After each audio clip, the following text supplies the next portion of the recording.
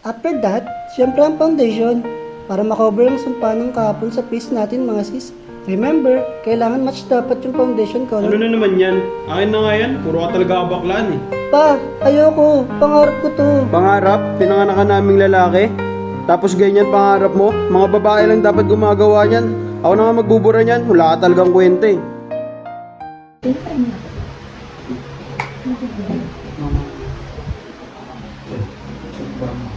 Oh, ba't ka lang kusakot dyan? Saan ganda natin, sis? Siguro pinagbuka na naman ng tatay mo, no? Sabi ko kasi sa'yo, nasa bahay ka na lang nag-vlog para di ka nahuli. Hindi, wala to. Huwag na kayo mag-alala. Okay lang naman ako. Tara, tandaan yung makeup mga sis. Okay, tignan mo nga yung mata mo. Natural na yung shadow yarn. Oo nga no.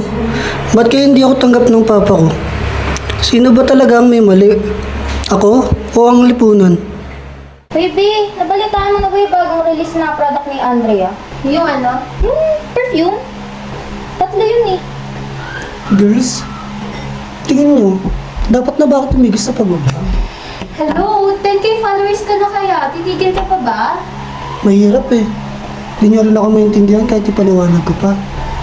Hay naku, Sai. Ilang taon na tayo magkakaibigan tapos sasabihan mo pa kami ng ganyan? O sige nga, ipaintindi mo. Kahit na hindi namin maintindihan.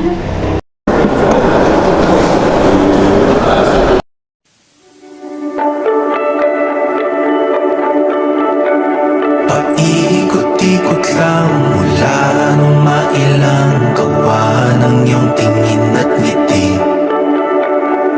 Di sinasadyang mahulog mahibang, aasa na tayo sa huli. Ano ba, Ernesto? Dahan-dahan ka nga sa pananalita mo. Dahan-dahan, di mo ba nakikita? Ang makeup ginagamit ng mga babae, dapat hindi ginagamit ng bading mong anak. Tama na po, ma. Pa. Kung malupit ako sa anak natin, mas malupit ang lipunan na ginagalawan nila. Ayan lagi yung tatandaan.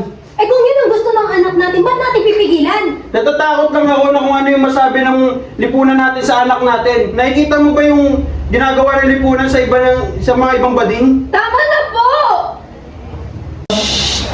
Ano ka ba? Papatunayan natin sa tatay mo na hindi na para sa babae yung pag-makeup na yan. True, kaya tara na.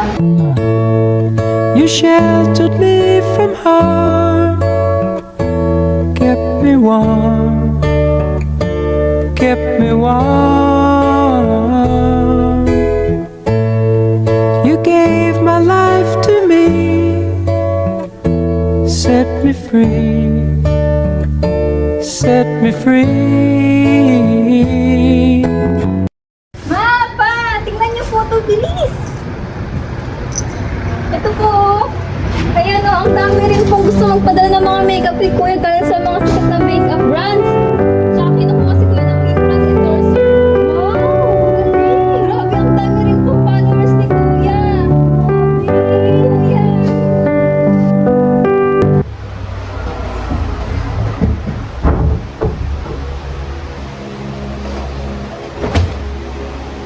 Bakit hindi tumarang na to? Thank you mga best. Dahil sa inyo, ang layo na narating ko. Bigyan ko na lang kayo ng Magic Flix bilang pambawi. Naku, wala yun. Siyempre mga BFF mo kami, no? Kaya support ka namin. True, pero sige nga, bigyan mo kami ng Magic Flakes. Uy, Magic Flix. Paborito ko to. Bakit may papel? Pure design? Pasensya. Na anak, sa mga nasabi ko sa'yo, natakot lang ako sa sasabihin ng iba para sa'yo. Dahil iba na ang lipunan ngayon, susuportahan kita sa mga gusto mo. Binilan kita ng favorite mong Magic Flix bilang pambawi sa mga nagawa ni Papa. Tanggap kita anak. Papa? Oh, nandiyan na pala. Pa! Tama na.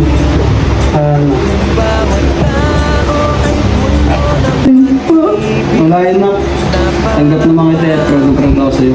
Tara pa, pati na lang tayo ng Magic Flix na paborito natin. Sige. Ang iyong ngiti, okay gandang isipin. Ang isang mundong puno ng pag-ibig.